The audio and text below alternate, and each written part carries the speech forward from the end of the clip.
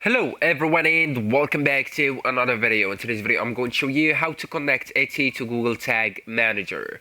So connecting Etsy to Google Tag Manager is unfortunately not directly possible for standard Etsy shops. Etsy does not allow you to insert custom JavaScript or tracking scripts which is required to or for Google Tag Manager. So why direct connection is not possible? So to use a Google Tag Manager, you normally need to add GTM container code inside the head and the no script tag inside the body. And Etsy does not allow editing temp code, injecting custom scripts, and access to server files.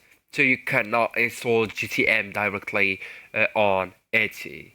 But what you can do instead, you can go with Zapier right here and then just go with create here and then go with Zaps, okay?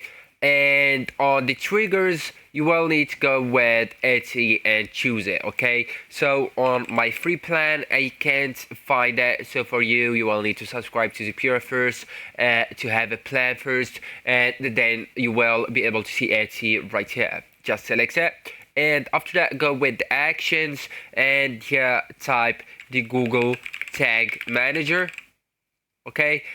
And you will find the Google Workspace admin, so you can go with that one instead. So actually guys, also you can use the EI to build it for you, so you can go with build me the Etsy as a trigger and the Google Tag Manager or similar